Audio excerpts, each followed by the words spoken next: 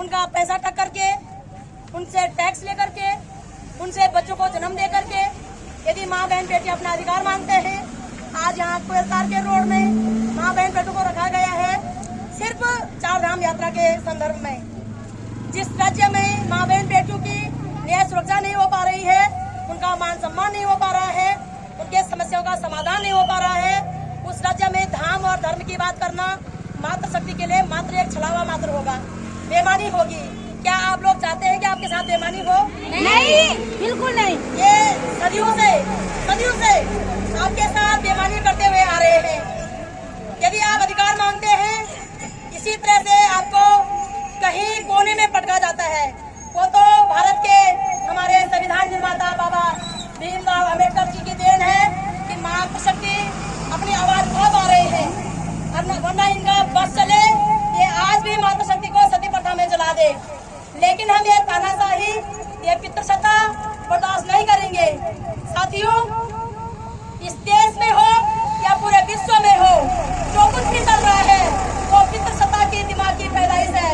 वो आतंकवाद हो, वो धार्मिक उन्माद हो, वो भ्रष्टाचार हो। हैरानी है कि जिसने यह कंपनी खोली होगी, इतना बड़ा व्यक्ति होकर भी, पॉलिटिकल भी, उसके दिमाग में मातृशक्ति का शोषण करने का विकृत मानसिकता घुस रखी है। सवाल यह नहीं है कि हम लोग सड़कों पे आए हुए हैं, सवाल यह है कि हमें क्यों आना पड़ रहा है। क्या इस देश की मातृशक्ति सुरक्षित है? बिल्कुल नहीं है। बात कर रहे हो आप लोग। अब तो मेरे को लग रहा है कि हमारे जो मीडिया है, राष्ट्रीय मीडिया, जिन्हें चौथा स्तंभ कहा जाता है देश का, लेकिन आज वो देश को बर्बाद करने के लिए पहला भ्रष्टाचार बन चुका है।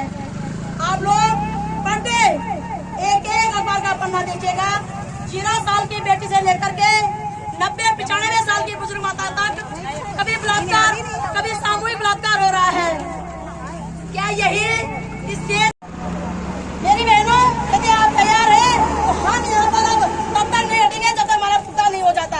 हम यहाँ पर आमरण अनशन करेंगे। जो भी होगा माँ बहन बेटी को, उसका जिम्मेदार हमारा केंद्र सरकार होगा, क्योंकि केंद्र सरकार की जिम्मेदारी है। राज्य सरकार इन्हें चुना ही इसलिए जाता है, ये गलत फहमी में है कि हम पुलिस भाइयों से जो है अपना नौकरी करवा रहे हैं। शासन प्रशासन की ड्यूटी है जनता की सेवा करने की, आर्थिक सामाजिक तमाम प्रकार के रक्षा करने की है। लेकिन यहाँ अपना ही अधिकार लेने के लिए हमें टॉर्चर किया जा रहा है। यहाँ पे हमारी एसडीएम मैडम है, नगर आयुक्त मैडम, वो हमें शांति भंग का नोटिस भेज रही है, जबकि खुद प्रशासन हमें रोकता है। मुख्यमंत्री आवास आने तक प्रशासन हमें रोकता है, अपनी बात रखने तक, और हमारे ऊपर शांति भंग। तो मैं तो कह रही हूँ कि शांति भंग क्या ला रहे हो? सुप्रीम कोर्ट से लिख के लाए, बोले कि हमारे देश की महिलाएं आतंकवाद बन चुकी है, इन्हें गोली से उड़ा यहाँ पे उड़ा दीजिएगा। ना रहेगा बाज, ना बाजी की बांसुरी, ना हम आवाज उठाएंगे, नहीं तो आवाज कहाँ से उठाएंगे। हम इस मंच के माध्यम से कहना चाहेंगे, या तो इस देश से समूचा भ्रष्टाचार अत्याचार बंद होगा, या फिर मातृशक्ति खत्म होंगे। ये आपको तय करना है कि आपके भ्रष्टाचार के साथ रहना है कि देश के अपने माँ बहन बेटियों के साथ। और जो लोग माँ बहन बेटियों के साथ निभाने के लिए हिचकिचा रहे हैं, उनसे भी हम कहना चाहेंगे कि किसी भी नारी शक्ति से रिश्ता रखने का कोई आवश्यकता नहीं है। वो नारी चाहे आपकी माँ हो, बहन हो, बेटी हो, कोई भी हो। जब तुम साथ नहीं निभा सकते हो तो तुम राखी किस बात के लिए पहनाते हो? तुम मांग में सिंदूर किस बात के लिए भरते हो? तुम तमाम प्रकार के दावे किस बात के लिए करते हो? जब तुमने साथी नहीं निभाना है, तुम लोगों ने समाज से लेकर के, धर्म से लेकर के, मंदिर मस्जिदों से लेकर के सब जगह पलट कर दिया है। सब जगह माँ बहन का शोषण हो रहा है। तो काहेगा तुम्हारा धर्म, काहेगा तुम्हारा ये शासन प्रशासन, जब तुमने हमारी कुछ मदद ही नहीं करनी है। घर बैठेगा आगे और हम यही कर बैठे रहेंगे जब तुम्हारी जिसकी बस की बात हमारी अंग्रेजों के नरसंहार करने के लिए आप लोगों ने हमारी झांसी की रानी के बारे में खूब लड़ी रानी थे। लेकिन मैं उस वीर वीरांगना के नाम पे मर्दानी नहीं लगाना चाहूंगी, मैं लगाऊंगी खूब लड़ी जनानी थी। वो जनानी में जंग लड़ी थी, जब पितृसत्ता अंग्रेजों की गुलामी कर रही थी, तब जनानी ने हथियार उठा करके अपने देश के लिए आजादी का बिगुल बजाया। वही आज हम लोग फिर से इस देश से भ्रष्टाचार खत्म करने के लिए, बलात्कार खत्म करने के लिए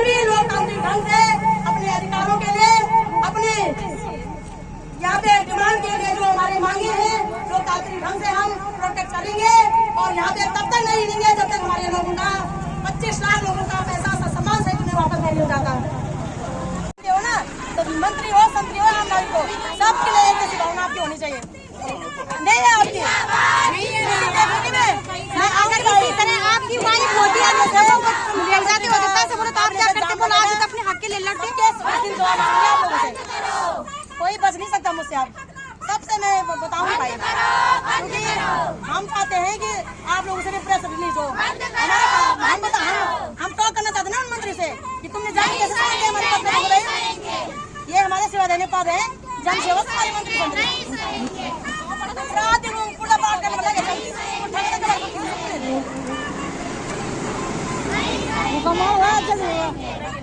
अभी मैंने तो ले रखा अनिश्चित काल करना आज आगे पूरे कुछ होगा अनिश्चित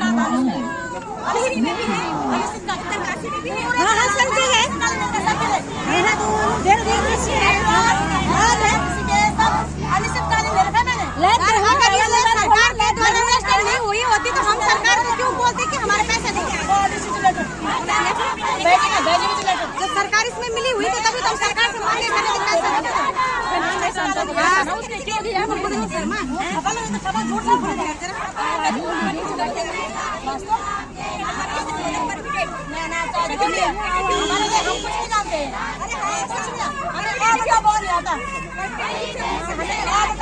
अगर हम पढ़े लिखे होते ना आज सड़क में नहीं आते हम भी मुख्यमंत्री प्रधानमंत्री से जूझ रहे हैं। पिछले 6 महीनों से लोग सड़कों पे दर बदर भटक रहे हैं। यह कंपनी हमारे भारत के कृषि मंत्रालय और सहकारिता मंत्रालय से रजिस्टर्ड है। इस उत्तराखंड में हमारे 35 ब्रांचें थी। 35 ब्रांचों से लगभग खरबों रुपया हमारे सरकारों के नाक के नीचे ये कंपनी लूट के ले गई।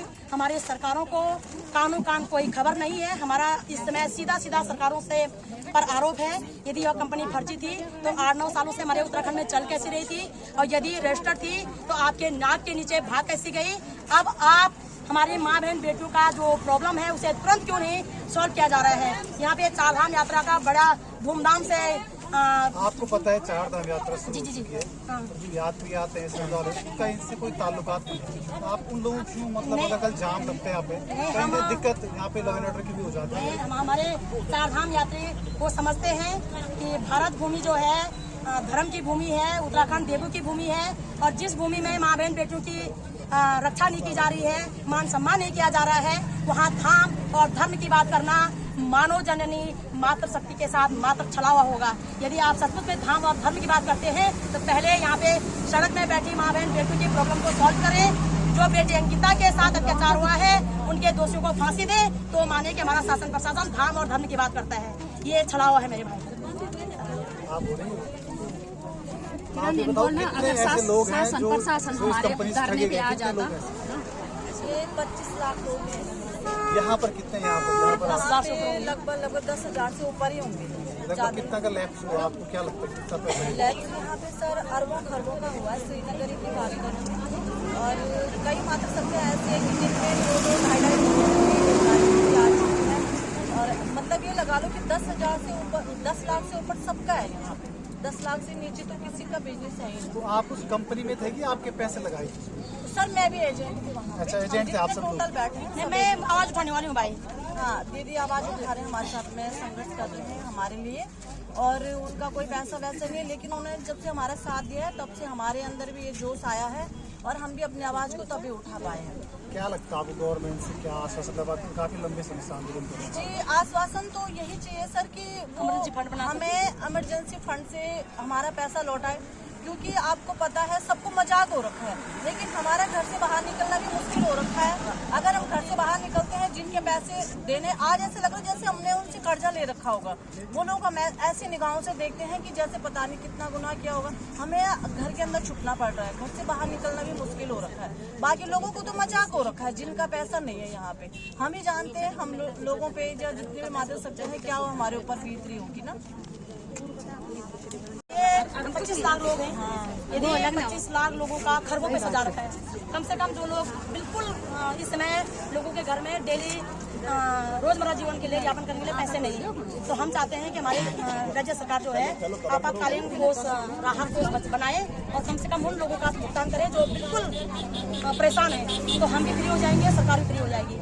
लेकिन हमें ऐसा लगता है कि सरकार से बात है, यदि इस देश की माँ बहन बेटियों के साथ न्याय नहीं होगा, मान सम्मान नहीं होगा, उनकी सुरक्षा नहीं होगी, तो फिर आप ही स्वयं सोचिएगा कि धाम और धर्म की बात करना माँ बहन बेटियों के लिए एक मात्र छलावा है। और इस देश की महिलाओं को यूज एंड थ्रो किया गया है। इन्हें पहले वोटों से ये पद करने बैठ जाते हैं, नोट थे 2-3 खून पसीने के पैसे थे उनको भी ठग के ले गए। आज इन्होंने हमें कोयलतार रोड पे बैठने के लिए मजबूर कर दिया है भाई। ये पूरे केंद्र सरकार, राज्य सरकार पे मैं मातृशक्ति की ओर से लानत भेजती हूँ और यहाँ से इस मंच के माध्यम से कहना चाहूंगी कि अब जो पितृसत्ता के दिमाग का जो भ्रष्टाचार, अत्याचार, आतंकवाद जो भी है, जो हो रहे हैं पूरे देश में, वो नहीं चलेगा। मातृशक्ति इस मंच के माध्यम से पूरे देश में ममता फैलाएगी और अपनी ममता से इस देश को सिंचेगी। मेरे भाई, तपती धूप में आप क्या करूं मैं? पीसफुल में बैठे हो, बिल्कुल। यात्रा भी शुरू है, आपको परेशानी हो रही है, यात्रियों को परेशानी हो सकती है। हमने तो फिलहाल यात्रियों को हम आगे जा रहे थे भाई, कृष्णनगर के हमारे प्रशासन ने हमें रोका है। हमने पहले ही कहा था कि भाई हम किसी को परेशान नहीं करेंगे, जानबूझकर कृष्णनगर प्रशासन ने हमें यहाँ पे रोका है तो हमें यहाँ पे बैठना पड़ा। ये है इज्जत, ये है इज्जत उत्तराखंड के शासन प्रशासन के नजरों में, उत्तराखंड की माँ बहन बेटियों की और केंद्र सरकार के शासन प्रशासन की नजरों में हमारे उत्तराखंड मतलब बेटी बचाओ बेटी पढ़ाओ ये है कि मैं अब यहाँ पे अस्पताल में बैठूंगी यहीं पे, तो यहाँ पे आने की जरूरत ही नहीं पड़ती हमको, है ना। रोक है भाई यहाँ पे, यहाँ पे बैठना पड़ा। तो क्या योजना थी आपकी? मेरी योजना ये थी कि हम दोनों जगह पे बैठे हैं, दोनों जगह के जो हमारे एसडीएम डीएम साहब आएंगे तो दोनों जगह पे हम अपना बात वहाँ तक पहुँचा देंगे। लेकिन उन्होंने हमें वहीं से रोक दिया, वहीं से रोक दिया। मेरी चूड़ी भी फोड़ी, यहाँ पे हाथ पर चूड़ी भी थोड़ा लगी चोट है ना, तो उन्होंने रोका है तो भोगेंगे, जिसने हमें रोका है वो भोगेंगे भाई। नहीं तो क्या हाईवे पे बैठने का क्या करें फिर, क्या करें? हमने धरनास्थल पे आते ना कोई शासन प्रशासन धरनास्थल पे आते तो यहाँ पे आने की जरूरत ही नहीं कंपनी के द्वारा है ना। हमारी कोई बात नहीं सुनती है सरकार, धरनास्थल पे बैठे हुए हैं। हर रोज धरना स्थल पर एक झाड़ू पोछा करने वाली बहन आती है, धरनास्थल पे आते तो क्यों बैठते हैं यहाँ सड़कों में? हमें शौक नहीं है किसको बोलना चाहिए था? किसकी जिम्मेदारी है मेरे भाई? अगर आप जोरी एक तो इन्होंने निगरानी नहीं की पूरा, मैं तो मानती हूँ लिखित रूप में। मैं चाहती हूँ कि शासन प्रशासन मुझ पर केस करे, मुझे हाई कोर्ट सुप्रीम कोर्ट में घसीटे, मैं वहाँ पे अपने बयान देना चाहती हूँ कि इस देश के राज्य की माँ बहन बेटियों की सुरक्षा करने की, उन्हें न्याय देने की, उनके आर्थिक जितने भी प्रॉब्लम है उसे सॉल्व करने की जिम्मेदारी किसकी है। जहाँ भी होगा वहाँ वहाँ जाएंगे, ये नहीं बोलेंगे कि इस देश में नहीं है तो हम बाहर चले जाते हैं, फिर है कि नहीं? तो इनकी प्रॉब्लम है सर, हमारी तो कोई भी प्रॉब्लम नहीं है। हम आमदनी बोला कि और समझ रोड पर बोला, शर्म की बात है। आपको पता है कि क्या बोलूं मैं, एक मेरे पति भाई मणिपुर देखे हुए आप लोग, मणिपुर में डेली कॉल आते हैं उनका, भारत में आतंकवाद फैल रहा है, कभी भी जा सकते हैं बॉर्डर, है ना। उनकी वाइफ यहाँ पे बैठी हुई है, मेरे पिताजी ने स्वयं 62 और 71 की लड़ाई लड़ी है, मेरे ससुर जी ने स्वयं कारगिल की लड़ाई लड़ी है और पुलिस वाले ने मेरे भाई स्वयं तो हम आर्मी में है। पुल से छलांग लगा देंगे क्या नीचे बोलूं मैं, किसी मैं भी आज बात अपने से लोगों की लड़ाई लड़ रही हूँ, 25 साल हो गए उत्तराखंड की लड़ाई लड़ रही हूँ और किसी को कोई सोच नहीं है कभी ये कराने की बात है। जो महिला अपने हक के लिए लड़ने के लिए आ रही है तो उन्हें नोटिस भेजा जा रहा है, नोटिस भेजा जा रहा है। भ्रष्टाचार से जो महिला अपने हक के लिए लड़ रही है, धरनास्थल पर पहुंच रही है, उनको नोटिस क्यों भेज दिया जा रहा है? अपने हक के लिए लड़ेंगे नहीं तो क्या करेंगे बोलो? आज आत्महत्या कर देंगे बोलो? आज ये बात रखेंगे।